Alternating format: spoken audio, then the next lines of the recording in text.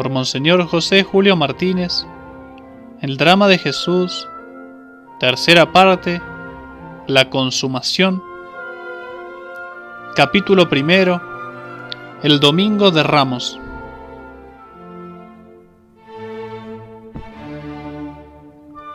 El gentío que se apiñaba en Jericó en torno a Jesús y que lo había acompañado hasta Betania, no se engañó al suponer que el reino de Cristo iba a manifestarse sin tardanza. La entrada del Mesías en su capital fue, como dice el gran Bossuet, la más brillante y hermosa que jamás hubo, pues se vio entonces a un hombre que en consideración y poder parecía el último de todos los hombres, y ese hombre recibió de improviso de todo un pueblo, en la ciudad del rey y en el templo, los mayores honores que jamás recibieron los mayores reyes. Sin embargo, el triunfo del Salvador será humilde y modesto, como lo fue todo el resto de su vida. Y así en este mismo acontecimiento se unirán por modo admirable la gloria y la humildad. Pero de manera particular tenemos que señalar el carácter puramente religioso del triunfo de Jesús. Se asemeja más a una procesión religiosa que a un triunfo militar de los antiguos generales al entrar vencedores en su ciudad. Probable es que muchos de los que daban a Jesús aquellas muestras de fe tenían muchos de los prejuicios políticos de que estaba imbuido su ideal mesiánico. Pero en esta manifestación, al menos, no lo manifestaron. No hubo nada que turbase la belleza religiosa de aquella entrada triunfal. Todo se cumplió en plena consonancia con el retrato que los antiguos vaticinios de los antiguos profetas habían trazado de la realeza del Mesías. Esto ocurrió al día siguiente de la solemne comida de Betania, 5 días antes del viernes de Pascua. Era pues día domingo, siguiente al sábado de la unción en Betania. Betania, para que nos ubiquemos, queda muy cerquita de Jerusalén. Está, de hecho, Jerusalén a su derecha como una línea vertical que corre de arriba hacia abajo el torrente del Cedrón o valle del Cedrón, es decir, una pequeña hondonada donde corre un pequeño riachuelo que apenas contiene agua. Del otro lado de ese valle se encuentra el Monte de los Olivos a la derecha. Y ese Monte de los Olivos, pues tiene, de la cara que mira a Jerusalén, el huerto o jardín de los olivos, donde el Señor padecerá su agonía. Y ese mismo Monte de los Olivos, del otro lado, de la cara que da la espalda a Jerusalén, pues tiene la pequeña aldea de Betania, que como hemos dicho, se encuentra tan solo a 3 kilómetros de camino de Jerusalén. El camino que va de Betania a Jerusalén, el único aquel por el cual podrían transitar cómodamente las cabalgaduras y una gran muchedumbre de gente, ese camino rodea toda la montaña, pasando de la derecha, sube por arriba y vuelve a bajar para encontrarse con Jerusalén. Esta circunstancia tiene su importancia. Jesús emprendió el camino acompañado por todo este gentío que, si bien estaba a la expectativa, ignoraba realmente lo que iba a ocurrir. Es ciertamente Jesús quien va a tomar la iniciativa de su propio triunfo. Él, el mismo que había huido a las montañas todas las veces que habían intentado proclamarle rey. Este pequeño cortejo, que desde Betania acompañaba al Salvador hasta Jerusalén, no tardó mucho en llegar frente a otras aldeas, quizás un simple caserío llamado Betfagé, que se encontraba al principio casi del camino. Cuando Jesús llegó frente a esta pequeñita aldea, dijo a 2 de sus discípulos: Id a esa aldea que está enfrente de vosotros, y tan pronto como entréis en ella, hallaréis un asna atada, y con ella a su pequeño burrito, hijo suyo, sobre el cual nunca se sentó hombre alguno. Desatadla y traédmela. Y si alguno os pregunta ¿qué hacéis?, respondedle: el Señor los necesita y luego os los devolverá. ¿Qué tono de autoridad se nota en esta frase? Jesús habla como verdadero Señor, como Mesías, a quien por su propio título puede ejercer sobre su pueblo el derecho de requisición. En este lugar se ve al mismo tiempo al Señor y al profeta, que conoce, por su presencia sobrenatural, lo que hay y lo que va a hacer.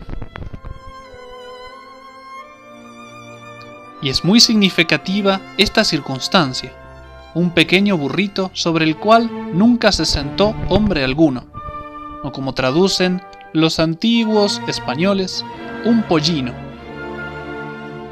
En la antigüedad, tanto en el mundo pagano como entre los judíos, los animales destinados a un uso sagrado eran guardados aparte para que fuesen más dignos de tal empleo. Era un animal, por decirlo así, virgen. Todo había sido preparado providencialmente conforme lo había predicho el Salvador, y así los dos apóstoles encontraron la asna y a su burrito atados, según lo nota San Marcos, en la puerta junto a la calle, y se pusieron a soltarlos. Entonces se llegaron algunos vecinos y luego los propietarios, que preguntaron con cierta viveza a los enviados de Jesús: ¿por qué los desatáis? Los discípulos respondieron como su maestro les había mandado, y con esto, sin ningún obstáculo, les dejaron llevarse los dos animales. Notable el proceder de Jesús. No se va a contentar con permitir a sus amigos y a las turbas que le rindan el homenaje más espléndido, sino que Él mismo, con este encargo dado a sus dos apóstoles, toma directa y personalmente la iniciativa de esta marcha triunfal. Está decidido a entrar solemnemente en Jerusalén como Mesías.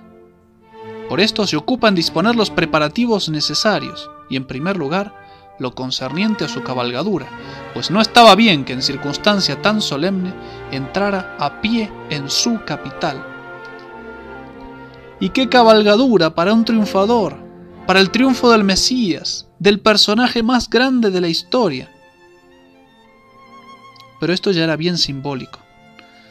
Un burrito, un rey puramente temporal, o bien el Mesías, como se lo representaban los judíos con sus prejuicios políticos, hubiera hecho su entrada triunfal en su metrópoli montado en un brioso alazán, rodeado de brillante escolta de capitanes y soldados, al sonido de las trompetas, a banderas desplegadas. El verdadero Mesías obtendrá un triunfo de rey, pero más humilde, y cuyas manifestaciones todas van a ser pacíficas y con una marca indeleble, religiosa. Por eso entra Jesús en Jerusalén sentado sobre un burrito como príncipe de la paz, como un rey espiritual, como un salvador de las almas. Así cumplía la voluntad de su eterno Padre, manifestada muchos siglos antes por una profecía del profeta Zacarías. Salta de alegría, hija de Sión, lanza gritos de júbilo, hija de Jerusalén, he aquí que viene a ti tu rey. Es justo y protegido de Dios, sencillo y cabalgando sobre un asno, sobre un burrito, hijo de una asna. La precaución de llevar a la madre, aunque el Señor montaría sobre el burrito, era prudente para que el burrito fuera más dócil, pues no había sido aún domado. Para que estos animales fuesen más dignos del empleo que de ellos se iba a hacer, los discípulos extendieron sobre sus lomos, a guisa de gualdrapas, sus propios mantos, que eran de vistosos colores, y después ayudaron a su maestro a montar sobre el burrito. Y entonces comenzó el triunfo propiamente dicho. Los apóstoles y los discípulos más íntimos rodeaban al Salvador. Delante y detrás se apiñaba la multitud que aumentaba a cada instante. se componía principalmente de los peregrinos que habían llegado a Jerusalén para la Pascua, y que, como ya vimos, se preocupaban desde hacía ya algún tiempo de ver si llegaba o no llegaba Jesús. Los que habían acompañado a nuestro Señor desde Jericó habían dado noticia de lo que quedaba en Betania, de que Él se quedaba en Betania, por lo que no es de extrañar que muchos de sus partidarios de Galilea, de Perea y de otras partes saliesen, ya cada uno solo o en grupos, dirigiéndose hacia esa pequeña aldea, llevados del deseo de verlo y de honrarlo, porque todos esperaban cada vez más que al fin vendría a dejarse proclamar Mesías. Y el deseo también de ver a Lázaro, cuya resurrección había suscitado aquel entusiasmo, había movido a otros a ir a Betania. Por todo esto, bien puede suponerse que formaban el cortejo varios centenares y aún miles de personas. En cuanto Jesús se puso en marcha, comenzó la ovación. Se improvisaron afectuosas ceremonias. Los que estaban más cercanos al Divino Maestro, imitando a los apóstoles, extendieron sus mantos en el camino, a modo de alfombra. Así lo habían hecho en otro tiempo los judíos de Susa para honrar a Mardoqueo, y los soldados persas en honor del rey Jerjes cuando iba a atravesar el Helesponto. De igual modo se había festejado en la misma Jerusalén al heroico Judas Macabeo el día en que purificó el templo, rescatado de los gentiles que lo habían profanado. A los costados del camino que seguía la procesión triunfal había olivos, higueras y otros árboles o arbustos, de los que todos iban quitando ramas que agitaban alegremente. Se cubría también el suelo de follaje y de hierba verde. Era aquella una manifestación grandiosa, comparable a las que acompañaban a los reyes victoriosos. Una alegría santa reinaba en todos los corazones y se manifestaban expresiones simbólicas del gusto de los orientales. Pero pronto la alegría rebosó de tal modo que fueron precisas también palabras y cálidas aclamaciones y vítores estruendosos para expresarla todavía con más elocuencia. El momento exacto en que esos vivas se asociaron a los actos fue cuando Jesús se acercaba a la bajada del Monte de los Olivos, después de haber pasado la cumbre y haber andado algún rato por el camino de la vertiente occidental. Porque desde un recodo del camino se divisa de repente una parte de la ciudad que se eleva en el ángulo sudeste, es decir, abajo a la derecha, sobre la actual colina de Sión, con su línea de murallas. Un poquito más adelante apareció la ciudad entera en todo su esplendor. En primer término el templo, reluciente de oro y resplandeciente de mármol blanco, rodeado de sus magníficas galerías. Detrás de él un espléndido conjunto de palacios, de jardines, de edificios abigarrados, de casas que se apoyan unas sobre otras, a derecha e izquierda. Graciosa ondulación de colinas, entonces mucho más cubiertas de arbolado que lo que se ve hoy. Si hoy que Jerusalén no es más que un pálido reflejo de su antigua belleza, hoy presenta aún, vista desde este mismo sitio, un panorama espléndido, que contemplado una vez no se puede olvidar nunca. ¿Qué no sería en aquella sazón, cuando aún por sus enemigos era considerada como una de las maravillas del mundo? Sus muros y sus torres la rodeaban y ceñían como una diadema que simbolizaba su fuerza. Claro, a vista de aquel espectáculo, realzado aún más por los encantos de las primaveras y sus flores, de su verdor, se desbordó el entusiasmo de la muchedumbre que coltaba a nuestro Señor a título de Mesías, y se dieron cuenta que estaba por entrar en Jerusalén y proclamarse públicamente como el Salvador esperado. Gritaban: «Hosana al Hijo de David, bendito el que viene en nombre del Señor, Hosana en las alturas, en el cielo, bendito el que viene en nombre del Señor, bendito el reino de nuestro Padre David que viene, bendito el que viene en nombre del Señor, el Rey de Israel».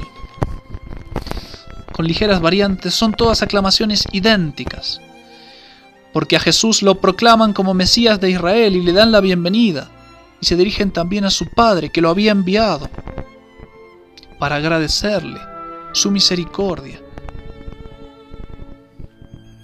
Creció aún más el entusiasmo cuando el cortejo que venía de Betania, es decir, desde la derecha, y de Betfagé, por la aldeíta donde consiguieron el pollino, se une, quizás en ese sitio desde el cual se veía Jerusalén, se une con el cortejo que sale desde Jerusalén a recibirlo, compuesto asimismo de muchos peregrinos que se habían provisto de palmas, como nuevo recuerdo de la fiesta de los tabernáculos, para mostrar a Jesús que le reconocían por el Mesías Rey. Las palmas entre los judíos y los paganos antiguos eran uno de los adornos acostumbrados en las ovaciones populares en honor de reyes y generales victoriosos. Pero no faltó un pasajero velo de tristeza sobre aquella manifestación gloriosa. Vemos siempre de continuo durante toda la vida del Salvador a los fariseos ocupados en espiarle, tentarle y acusarle. La envidia y el odio habían atraído a muchos de ellos a esta fiesta, y sin trabajo se adivina la impresión que les causaría. Unos se contentaron con pronunciar algunas palabras en que se traslucía la amargura de sus corazones. Ved que nada adelantamos, y aquí que todo el mundo se va tras de él. Aquellos hombres violentos reprochaban así a sus colegas más tímidos su falta de resolución, y los acusaban de haber procedido con blandura contra Jesús. ¿Por qué no habéis obrado con más energía desde el principio? Todo el mundo corre tras de él. Y era verdad. La influencia de ellos desaparecía. Quedaba oscurecida totalmente por la influencia de Jesús, que había aumentado extraordinariamente en las últimas semanas. Otros fariseos se dirigieron directamente al Salvador, pidiéndole que pusiese término a aquella escena que reputaban de sacrílega. «Maestro, reprende a tus discípulos». Mas Jesús, rompiendo el majestuoso silencio que había guardado durante su triunfo, les hizo ver, con breve y grave respuesta, que indiscreto y extraño era su entremetimiento. Yo os digo que si ellos callasen, hasta las piedras darían voces. Él aceptaba como cosa sagrada, como sagrada deuda, aquellos homenajes, pues estaban de tal modo ajustados al plan divino que si los hombres no se lo hubieran rendido, las piedras mismas, con ser lo más insensible de la naturaleza, hubieran gritado para glorificarle. Poco antes había el Sanedrín decretado que quien tuviera noticia del retiro de Jesús lo denunciase al punto para poder detenerlo sin pérdida de tiempo. Y aquí que ahora Jesús entraba en Jerusalén acompañado de innumerable multitud que le rendía honores reales bajo sus narices, y aún más que le trataban abiertamente como Mesías. ¡Qué rabia la de aquellos corazones homicidas!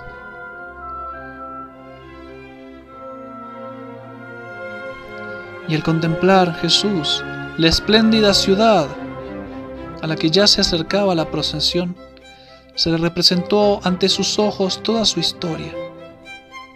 En lo pasado, historia de amor tiernísimo de parte de Dios, que la había colmado de beneficios a esa, la capital de su reino. En el presente, historia de ingratitud e incredulidad, que de allí a pocos días terminaría en Getsemaní y en el Gólgota. Y en el porvenir, historia de terribles pero justas represalias del cielo, pues apenas 40 años después, Tito establecería en el Monte de los Olivos, en el lugar mismo quizás donde estaba nuestro Señor ahora, el campo atrincherado desde el cual asediaría a la ciudad mientras llegaba la hora de tomarla por asalto. El Salvador, conmovido a la vista de cuadros tan trágicos, de contrastes tan rotundos entre la gloria y el esplendor externo y la podredumbre que albergaba dentro, dando lugar en su alma nobilísima a dolorosos sentimientos que él, como ningún otro, podía sentir. En pleno triunfo, prorrumpió en sollozos. Después, dejando rienda suelta a su dolor, describió patéticamente la funesta pero merecida suerte que en breve plazo le aguardaba a la ciudad culpable. ¡Ah! Si tú conocieses siquiera en este tu día lo que podría traerte la paz, mas ahora está encubierto a tus ojos. Vendrán días sobre ti en que tus enemigos te cercarán, te atrincherarán, te pondrán cerco y te estrecharán por todas partes y te derribarán en tierra, a ti y a tus hijos que están dentro de ti, y no dejarán en ti piedra sobre piedra, por cuanto no conociste hoy el tiempo de tu visitación.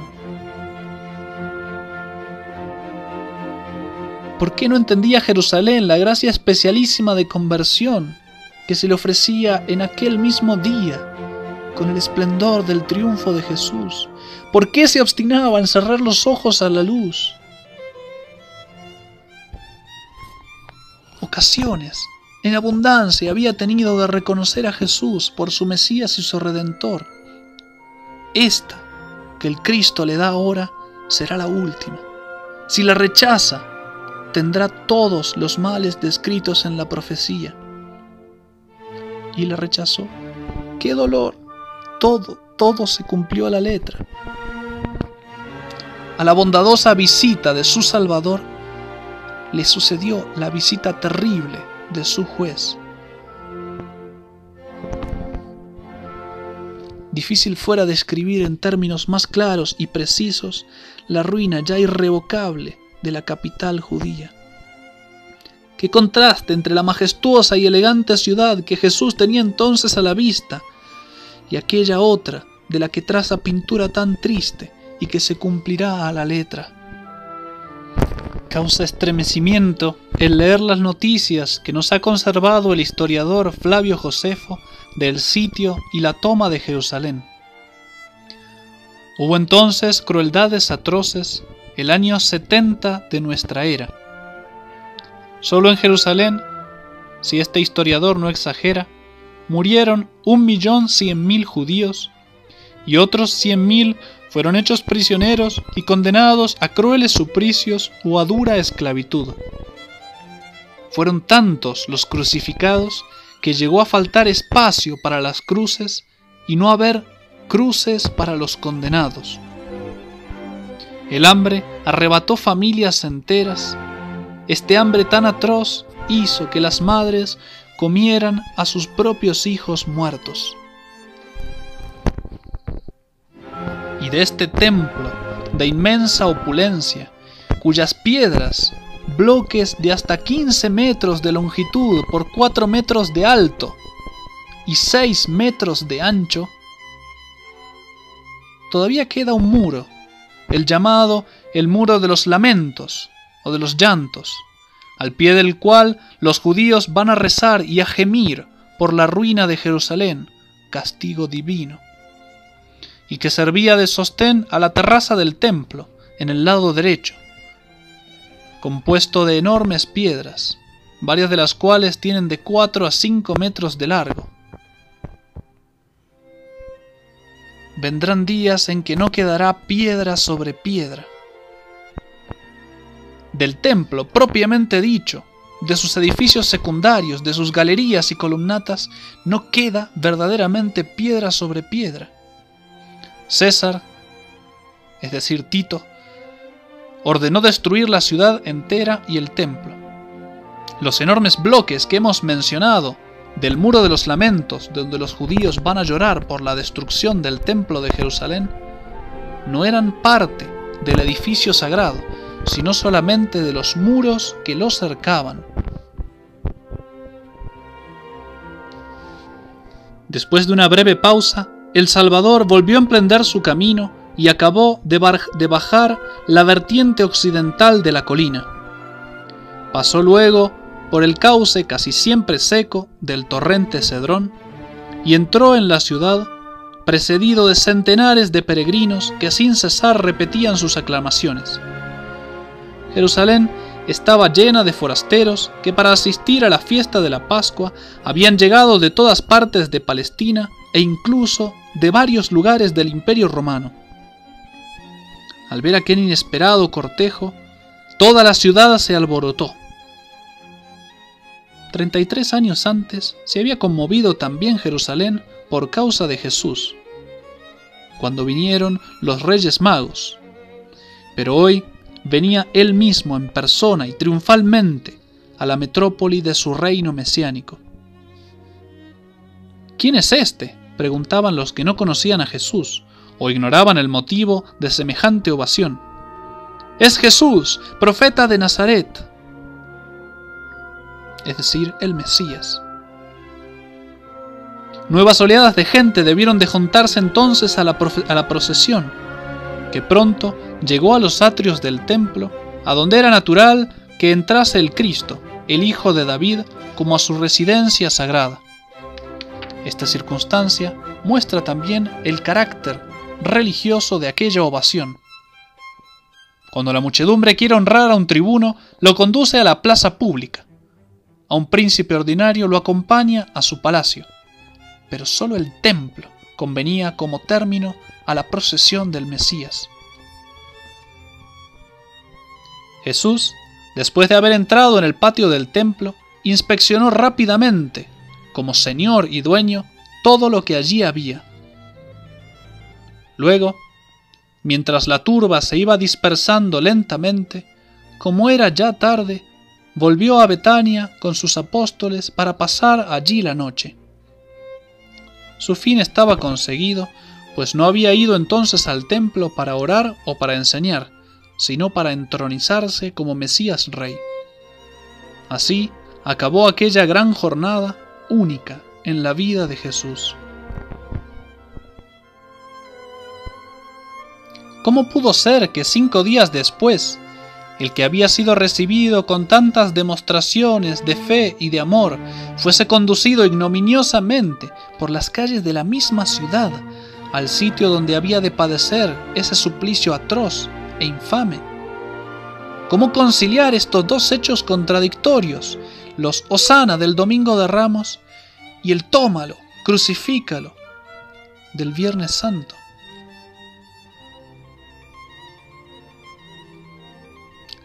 A grandes rasgos, la muchedumbre que aclamó a Jesús en su triunfo de un día no era, en su conjunto, la misma que luego pidió la muerte. De Betania a Jerusalén, nuestro Señor se vio aclamado especialmente por discípulos, más o menos íntimos, más o menos fervientes, la mayoría galileos, a quienes se unieron en un movimiento de entusiasmo peregrinos forasteros que veían al Salvador quizás por primera vez. Al contrario, los gritos de muerte del Viernes Santo debieron de tener por principales autores a los habitantes de Jerusalén y de Judea, que en su mayoría habían sido siempre hostiles a Jesús. Otros judíos venidos de lejos, influidos por la actuación de los jefes del pueblo en el arresto y sentencia contra el Salvador, se juntaron a los que pedían su muerte, creyéndole realmente culpable. Si algunos de los que habían seguido al divino triunfador se aliaron 5 días después con sus enemigos, debieron de ser pocos. Eran hombres volubles, sin convicción profunda, y que mudaron de opinión cuando vieron que la dignidad mesiánica de Cristo no era la que ellos se habían imaginado. Con todo, ¿quién hubiera podido sospechar, al ver el triunfo tan glorioso, que tan pronto se transformarían los sentimientos populares y que este triunfador atravesaría poco después la ciudad cargado con una pesada cruz, sobre la cual rendiría el último suspiro en medio de las más crueles torturas físicas y morales? Este es el drama de Jesús, el drama de la historia.